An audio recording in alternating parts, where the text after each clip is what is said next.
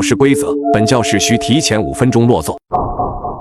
早上睁开眼睛时，耳畔传来纷乱的警告：请所有学生在7点45分之前进入教学楼，否则你将会成为学校食堂的午餐。喇叭声震耳欲聋，其中的内容更是让我后背发凉。把学生做成午餐，什么意思？听着交杂不断的广播，我忍不住有些发愣，瞥了眼墙上，时钟已经指向了7点40分左右的位置，而我的身上正穿着蓝白色的校服。可我不是早就走出社会，工作了7、8年了吗？我将目光挪向窗外，对面果真立着一座高大的教学楼，带着一腔不解，我下楼去查看，慢慢靠近教学楼，身旁有着许多和我一样茫然的人，直到钟声响起的那一刻，我才小心翼翼地踏上楼梯。7点45分到了，我转头看去，那些尚未来得及踏入教学楼范围的人，全都化作一声巨响，噼里啪啦的齐齐爆开，一件件校服被扯得稀碎，飘扬在空中。看着一台台机器开始收集地上掉落的食材，本还残留着一丝睡意的我骤然清醒。这些学生真的成为了学校的午餐。刚踏进教学楼的走廊，第2轮广播声便当即响起：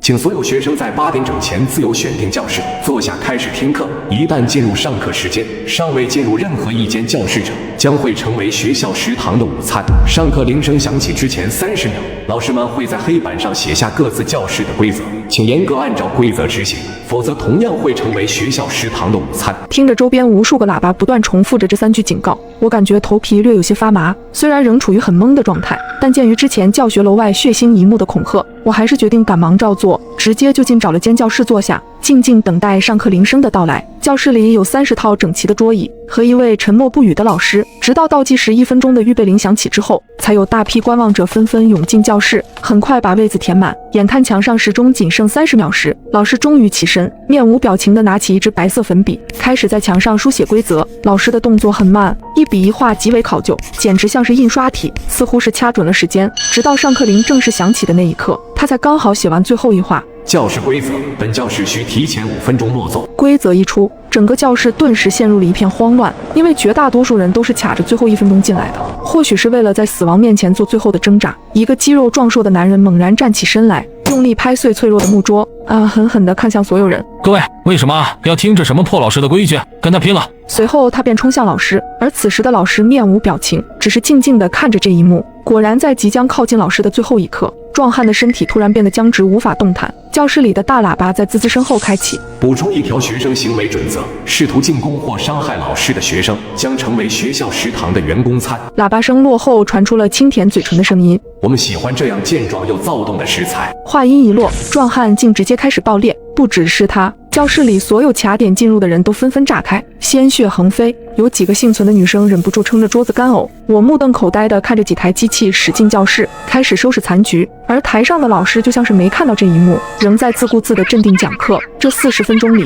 教室里的空气无限接近于窒息。下课铃声终于响起，老师非常及时地停止了讲课。我既感到害怕，又忍不住松了口气。根据我的观察，貌似只要遵从了黑板上的规定，就不会有什么大碍，哪怕全程没有听进去老师讲课的内容，也没出现任何问题。正当我松了口气走出教室的时候，教学楼里又传出了新的广播：恭喜各位还活着，可以继续听课。本校学生共有3000名，在第1堂课结束后还剩800名。可以预见，今天食堂的午餐将会非常丰盛。听到这里，我的心咯噔一跳，不知道别的教室都是些什么规则，但这个死亡率实在是有些吓人了。课间将有20分钟休息时间，请各位不要浪费，可以在操场、食堂等地方好好放松心情，迎接下一堂课。本教学楼共有9层，除开第5层是食堂和娱乐间以外，其余8层均为教室，请不要在相同的楼层参加2堂课，否则将会成为学校食堂的午餐。听完这话，我立马开始动身，前往第2层，在靠近楼梯的第1间教室，直接进入坐下，默默等待上课铃声的到来。有了上一堂课的教训，我不太敢卡着时间点落座，尽管知道每间教室都各有各的规则，但难免心有余悸。就这么煎熬地等待了足足10几分钟，终于等到预备铃声的响起。教室里的人越来越多，当然经过了第1轮的残酷淘汰，现在教室里不过坐了10来个人。最后30秒，老师在沉默中起身，拿出粉笔，开始在黑板上书写。所有人都屏住呼吸，看着老师的笔记：教室规则，本教室不需要。就在老师书写规则的时候，一道身影狼狈地挤进了教室，他仓促地钻进教室，险些摔了一跤。我递出一只手，总算让他扶住站稳，没有跌到地上。而此时，上课铃声刚好响起，老师黑板上的规则也终于写完。他松了口气的同时，冲着我微微一笑，看得出来，哪怕很慌张，但他还是保持着礼貌。可我转头看去，却发现老师书写的最后2个字竟是表情。教室规则：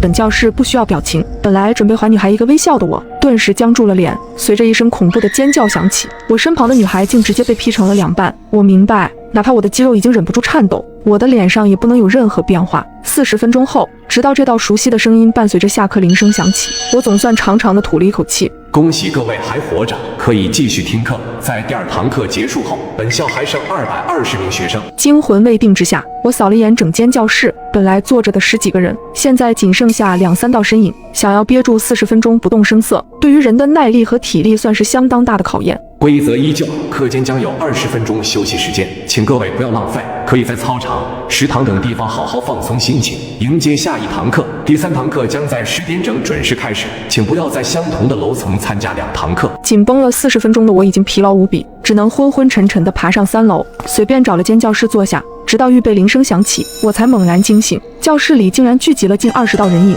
而窗外的大部分教室都空空荡荡，仅仅零星坐着1、2个人。在淘汰率如此惊人的情况下，这间教室几乎承包了3楼1半以上的学生。时间到了，讲台上的老师准时起身，飞快地书写本间教室的规则。教室规则：本教室在讲课期间需全程进行击鼓传花游戏。开始上课后，老师会递给最靠近讲台的同学一把刀，可往随意方向继续传递。老师低头读讲课时，请同学们保持传递，禁止停滞3秒以上。当老师声音终止，抬头之时，持刀之人需要在3秒内往自己身上刮一刀，否则淘汰。第一个接过小刀的同学根本没有熬到3秒，而是在接手之后迅速扔到了旁边的桌上。显然他对于自刮一刀这件事情显得极为抗拒和恐惧，因为力道过大，小刀甚至在桌上轻轻旋转，险些划破第2位同学的手背。好在第2位同学胆量大了不少，眼疾手快地抓住刀柄，总算是赶在3秒之前递出了刀。第3位同学显然镇定许多，接刀之后数出2个数字，从容地把小刀递给了第4位同学，这无疑是给所有人打了个样。随后的几人都学着他的法子，尽量数满至少2个数，再递出小刀。本来慌乱的教室竟变得相当有序，而我处在第6棒上，本来也准备学着他的模样，冷静地默数2秒。可让我没想到的事情突然发生了，就在我接过小刀的那一瞬间，讲台上口沫横飞的老师突然抬起了头，他的瞳子紧盯着我的方向，喧闹声戛然而止。我愣住了，我没有想到第一个面临老师抬头的人竟然是我。无所适从的慌乱顿时涌上心头，我的手忍不住一哆嗦，竟让小刀掉到了桌上。3秒时间转瞬即逝，我的心提到了嗓子眼。可在我即将绝望之际，一抹荧光竟骤然从我眼前划过，我身旁坐了一位短发女孩，居然抢在我之前，拿起小刀在我的手臂上划了一刀。这刀刃远比想象中锋利，带出了一大滩血液，痛感相当明显，差点让我叫出声来。老师见状，始终保持着同样冷漠的表情，埋头继续读起了讲义。女孩当即轻声喊道：“愣着干嘛？快传出来！”我赶忙将刀递了过去，眼看刀慢慢传走，女孩用低沉的嗓音同我说道：“看来我赌对了，不一定要自己亲手刮出这一刀，只要是受罚者出了血就行。”对于她的冷静，我不免有些佩服，不自觉地接过了话茬：“感谢你的援手，我叫酱汁。”我叫青青。她轻轻点头：“你可不可以告诉我，你前2堂课分别去了哪些楼层？1层和2层。”我回道：“你呢？”我先是一路观察，去了4层，随后去了2层，最后来的3层。他深吸一口气，看着黑板上的文字：“我有个想法，想要找人一起实验，不知道你有没有兴趣一试？”面对这样一个十分冷静，我很难拒绝他的提议。请教，规则中有要求，不允许在同一个楼层上2堂课。按照我的推理，很有可能每间教室的规则是一直保持不变的。为了避免我们一直用同一套规则过关，所以才要求我们必须更换楼层。我沉吟片刻，有道理。他的嘴角扬起一丝微笑。所以我们可以交换信息，分别告知对方4楼和1楼的教室规则是什么，稳妥地减去一关的风险，如何？没问题。1楼最靠近楼梯的那间教室，规则是所有人必须提前5分钟落座。竟然还有这种规则，多谢你的情报。若是没有人提前告知，这样的教室真是让人防不胜防。他笑了笑。我第1堂课是在4楼上楼梯后，左手边第3间教室，规则是全程必须紧盯老师，禁止看向别的任何地方。随后他又有些担心地问道：“这样很考验一个人的注意力，毕竟1堂课有足足40分钟时间，你没问题吧？”放心吧，希望4堂课过去，我们还能再遇见。这一堂课看似凶险，却在大家的冷静默数和互相补救中安稳地度过了。我如释重负，和青青分别，踏上了前往4楼的阶梯。在左手边第3间教室，我安定地在角落里坐下，随后教室里前前后后走进来4、5道人影，广播里也无情地宣告着上一堂课的结果。在第3堂课结束后，本校还剩130名学生。相比于之前2轮远超半数的死亡率，第3轮的数字显得没那么触目惊心。一番静静等待之后，老师终于起身，在黑板上写下了规则。可当他粉笔落下之后，我不禁呆住了。他写的内容竟和青青所说的没有半点关系，根本不是什么全程紧盯老师。我相信青青不太可能用这种欺骗的手段加害我，所以说我们的猜测错了。哪怕同一间教室，每一堂课的规则也不尽相同，而这堂课的规则和上堂课类似，同样是一种游戏。教室规则：本教室在讲课期间需全程进行盲人摸象游戏。开始上课后，老师将会蒙住双眼，同学们有5分钟的时间在教室里藏匿。5分钟之后，蒙着眼睛的老师将在教室内摸索，被摸到的同学将被淘汰。请注意，本场游戏的范围圈定在教室以内，任何人踏出教室的范围都将被淘汰。待到上课铃声响起，老师顺势掏出一张黑色的手绢缠到了双眼上。我扫了眼前后门，发现这是唯一一次没有自动关上教室门的课堂。可以预想，如果有人为了逃避老师的摸索跨出那道门，将会直接变成4件的血肉。我观察了许久，实在没发现这教室里有什么地方好藏的，只好借着桌子翻到了立式空调的顶上。幸亏我算不上重，能勉强在上面站稳。随着5分钟倒计时结束，台上本来安静无比的老师突然凝出一道诡异的笑容，伸出双手。游戏开始后，我死死盯着讲台的方向，就讲台正下方就蹲着一个皮肤白嫩的少年。他不知是艺高人胆大，还是想要验证最危险的地方就是最安全的地方，竟直接躲在了离老师最近的地点。只可惜这位蒙眼的老师，他摸索的第一个地点正是自己的周边。少年终于忍耐不住，急忙滑出几步想要逃窜，谁知老师竟提前拦住了他的去路。无奈之下，他连躲几米退到了门口，情急之中，他不小心退到了门外。随着一声尖锐的警报声响起，他直接原地炸开。最靠近他的一位女人看到这一幕，忍不住惊恐地喊了一句，虽然只是极小的声音，但仍然被老师敏锐地捕捉到。老师的身手十分矫健，明明蒙着双眼，却能以极快的速度在课桌间穿梭，一把拎出了藏在课桌底下的女人。老师的笑阴森至极，嘴角几乎咧满了整张脸。找到你了。饮水机后，椅子下方，不到10分钟的时间，躲藏起来的同学们被陆续找到。游戏才刚起了个头，1/3的进度都还没熬过，已经淘汰了大半，只剩下蹲在空调上的我和一个攀附在窗沿上的长发少女。以她的矫健的身手和敏锐的感知，配合这样地毯式无死角的搜索，我很难相信我们剩下2人可以顺利完成整整40分钟的考验。这分明是个死局。眼看老师离那个长发少女越来越近，我的心里也十分焦急。等她死了，很快就轮到我了。除非我能像蜘蛛侠一样爬到天花板上，否则教室里已经没剩几个空间了。我忍不住盯着黑板上的规则，不停在心里默念。突然，其中一句话引起了我的注意，脑子里顿时冒出一个猜测。看着紧张的马尾少女，我赶忙把食指竖到嘴唇上，示意她不要发出动静。与此同时，我轻轻地脱下校服外套，在老师即将摸到少女身边的时候，我猛然一甩。老师的听觉相当敏锐，当即听出了这番动静的位置，飞快地穿梭在桌椅间，猛然扑向校服。感知到那仅仅是一件衣服之后，他愤怒地将其扯成了几条。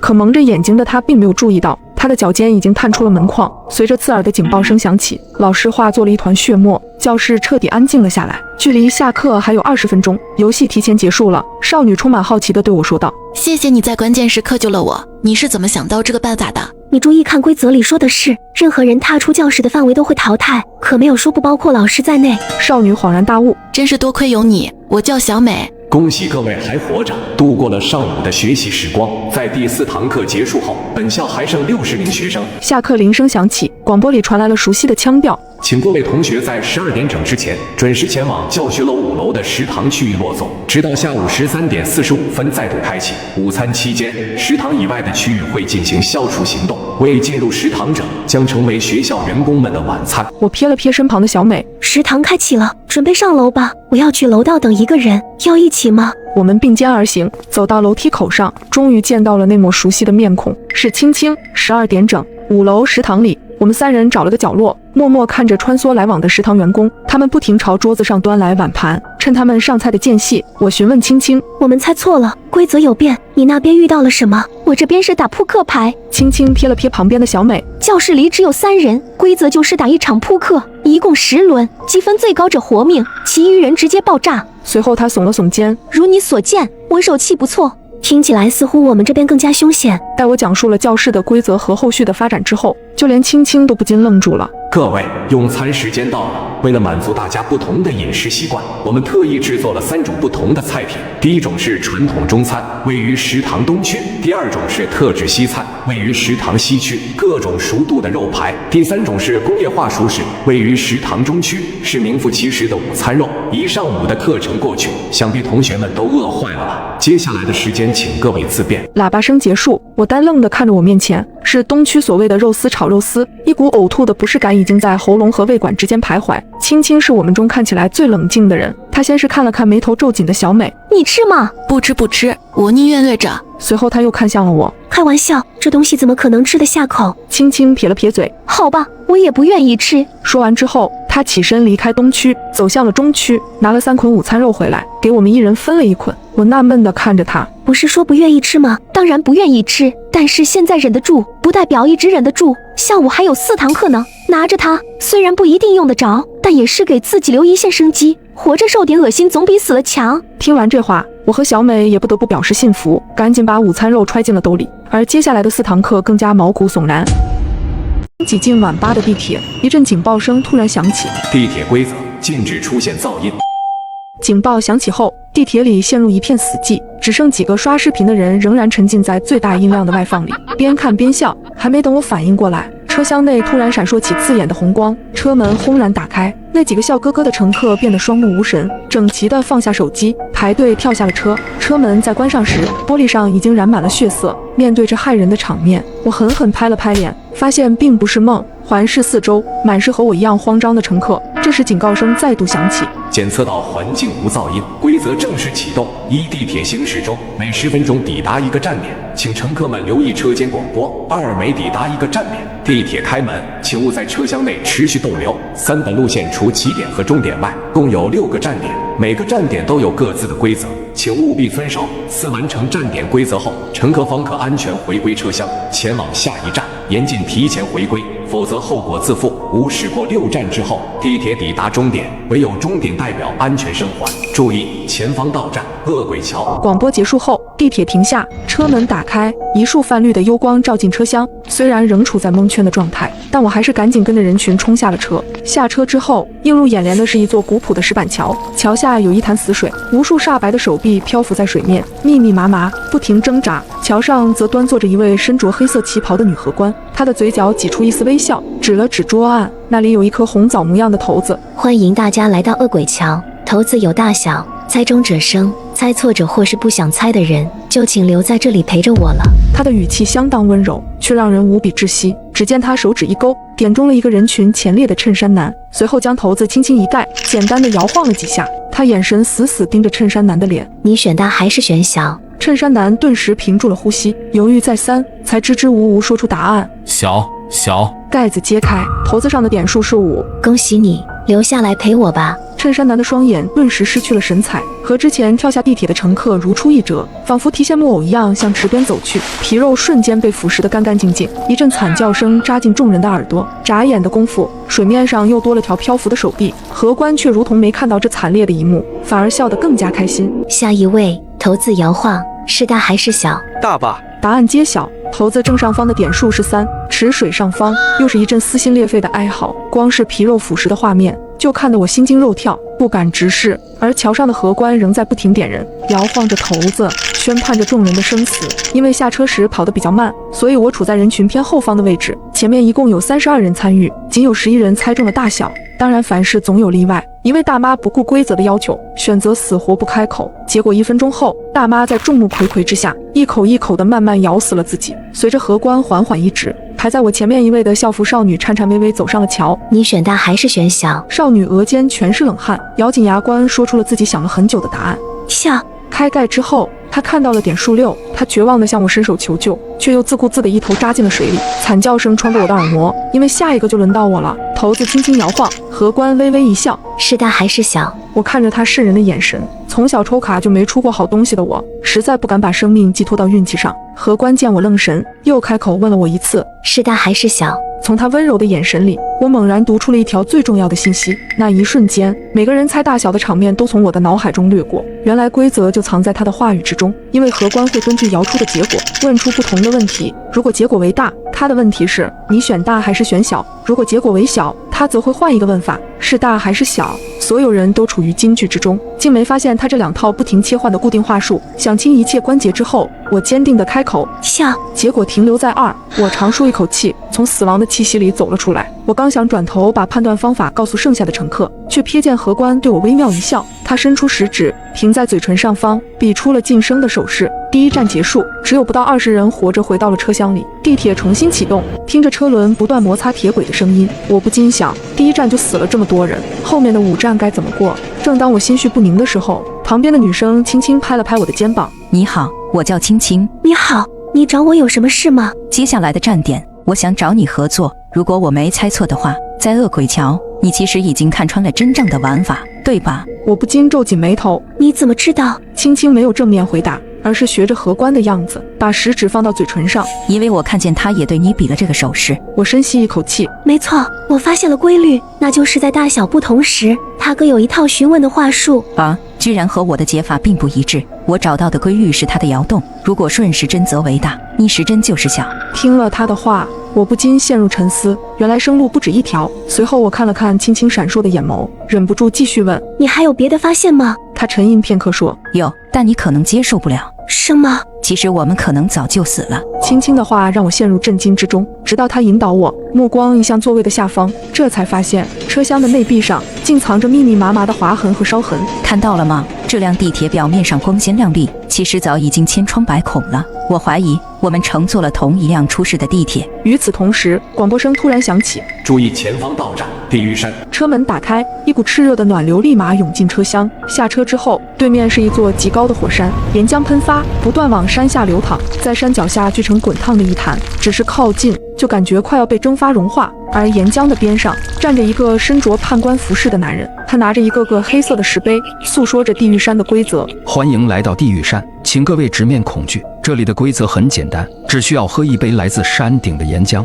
就可以回归车厢。如果不喝的话，就留下骨灰，给地狱山当燃料吧。经历了第1站之后，每个人都尽量往后缩，生怕做第一个吃螃蟹的人。判官有些不满，他故意点出了躲在人群最后面的少年。少年无奈地走到了前方，他端着直冒白烟的岩浆，双手瑟瑟发抖。我站在远处，忍不住嘀咕：这玩意儿怎么下得去嘴？不过少年的勇气还是超乎我的想象，没犹豫多久，他就一口闷了下去。判官满意的鼓了鼓掌，本以为这便算安全通关，然而少年的身体却突然僵在了原地。只见他腹间闪起猛烈的红光，整个人瞬间燃烧起来。我和青青面面相觑，判官的嘴角微微勾起，平静的语气下却隐藏着索命的凶狠。下一位。看着判官来回巡视的眼睛，乘客们大多陷入了惊慌，往前站也不是，往后躲也不是。判官饶有兴致地挪动手指，最终指到了一个少女身上。她递上一碗热气腾腾的岩浆，可让我没有想到的是，少女没有理会她地上的石碑，反而从她另一只手里夺过了空杯子，亲自走到沸腾的潭水边，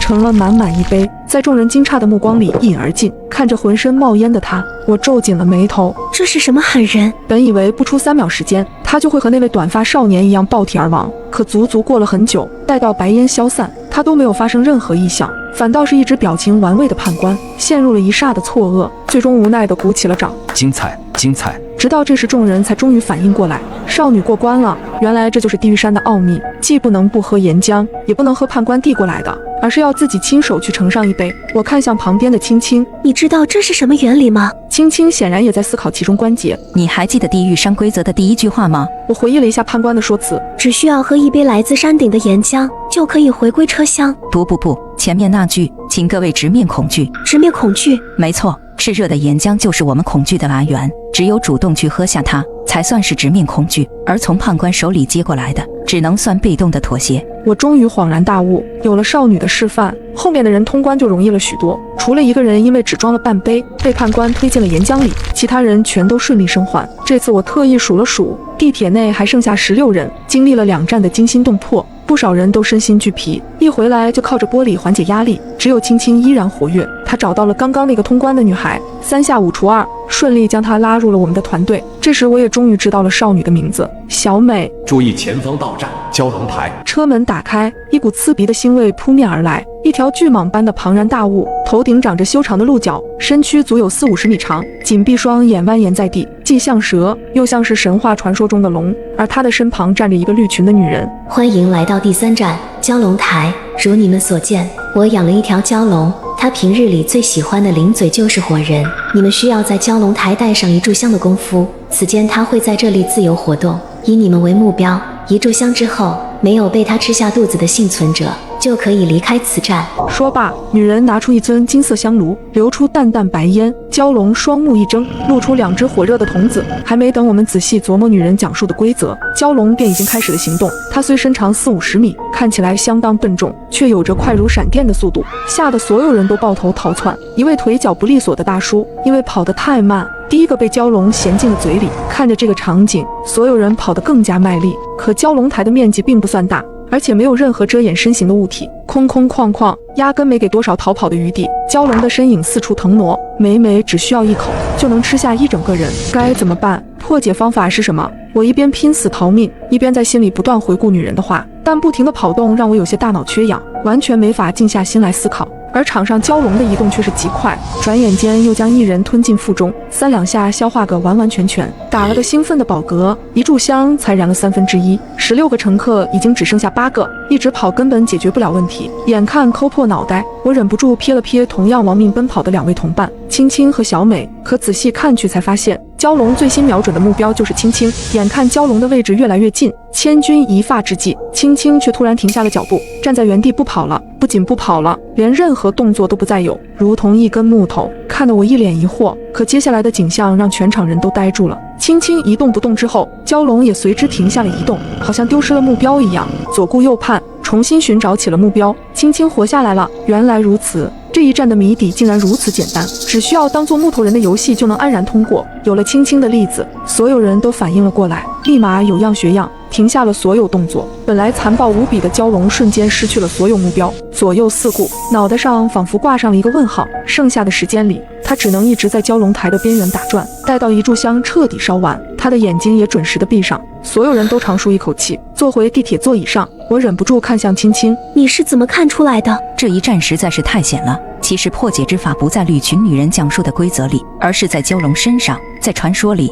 蛟龙乃蛇所化，而蛇类动物都有一种特性，那就是极强的动态捕捉能力和极弱的静态实力。越是移动迅速的猎物，它越是能敏锐地感知，反而保持不动的东西，在它眼里和死物没什么区别。听完他的分析，我忍不住啧啧称叹。话音刚落，地铁的广播再度响起：“注意前方到站，人间巷。”第4站来了。这一次车门外的场景不再是诡异至极，没有阴森的池水，没有沸腾的岩浆，更没有恐怖的蛟龙，只有一条普普通通的小巷子。巷子中央有一把椅子，一旁站着一位白发老人。见我们都下了车，老人轻咳一声，开始交代规则：“欢迎来到人间巷，真正的魔鬼或许就藏在人间。各位应该不知道，地铁中有这么一类工作人员，最喜欢混进人群之中表演受害乘客。你们的任务是找到他。这把电击仪每5分钟启动一次，请选出公认的内鬼人选，将他烧成灰烬。每次电击结束，我会告诉你们此人是否为真正的内鬼。真相大白之后，各位便能安然返还车厢，前往下一站。”此话一出，我们每个人都不禁看向身旁的其他人。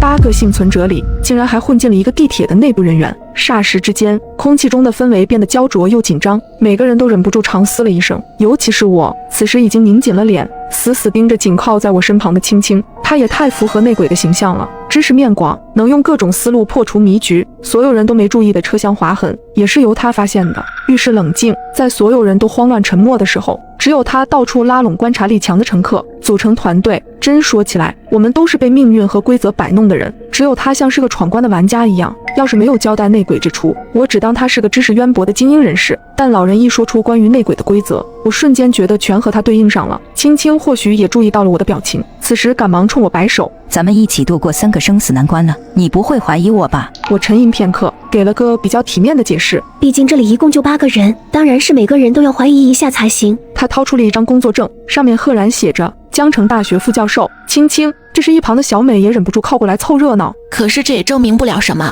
谁说内鬼不能提前伪造一份身份证明呢？面临着我们俩的双重怀疑，青青想了许久，才终于给出了新的解释：“如果我真是内鬼，我肯定会默不作声地混过每一关，尽量隐藏在人群里，以免被人发现，以增加这一关的胜算，对不对？但是你们看看我，不仅破解了2关的迷局，还找你俩宣扬轮回考验的说法，商量着过关的办法。简直不能再高调了。真正的内鬼在知道每一个关卡的情况下，怎么可能干出这种显眼包的蠢事？我仔细思考之后，觉得青青说的也不无道理。可是假如他不是内鬼的话，人群中谁又是内鬼最可能的人选呢？没人能站出来提出强有力的推测，毕竟坐上电击椅就一定会被烧成灰烬。眼看5分钟的时间就要结束，终于有一个人站了出来。各位，既然无人发言，那就由我来做这个破局者吧。随后他掏出一张侦探工作证，鄙人不才，从事这私家侦探的工作，擅长推理。侦探，那你说说看，内鬼是谁？侦探手指一伸，指向了一直站在比较边缘位置的一位秃顶大哥。我们要找的内鬼就是他。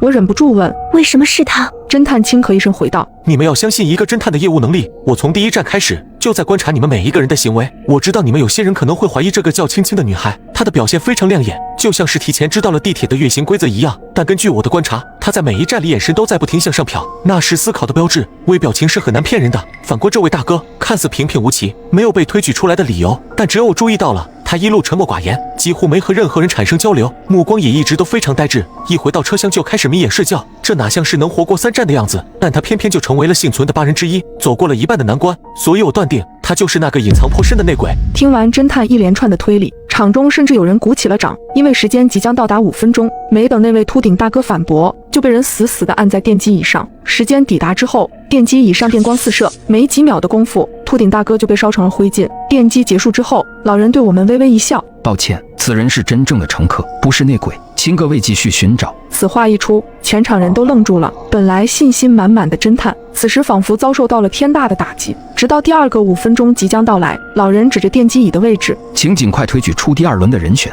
各位，我叫张明，是位推理桌游老玩家。第1轮里跳出来指认内鬼的人，嫌疑是最大的。我建议这一轮让侦探来接受电击。眼看时间将至，有人跟着附和起来。没错，既然赶在第1轮的时候强行点身份，那就要做好承担责任的准备。随后他2个就把侦探按在了电击椅上，随着电流声滋滋作响，侦探也被烧成了灰。老人的话术依然如旧，抱歉，此人是真正的乘客，并非内鬼，请各位继续寻找。第3个5分钟变得更加沉闷，没有人再敢主动说话。随着时间越来越紧急，一道清脆的声音响起，我知道了，我们可能全都想错了。有没有一种可能，我们里边压根没有内鬼？规则里说真正的恶魔或许藏在人间，注意他的用词，是或许而不是一定。所以我大胆的猜测，我们之中根本就不存在内鬼，只要我们不推出任何一个人，就不会出事。听完他的分析，我们恍然大悟，这一次没有人再强行推人坐上电击椅。一阵噼里啪啦过后，老人的声音响起，恭喜各位找出了真相，你们可以前往下一站了。车厢里，我忍不住叹出一口气，人间道的互相猜疑实在太过可怕，不知道后边又是什么考验。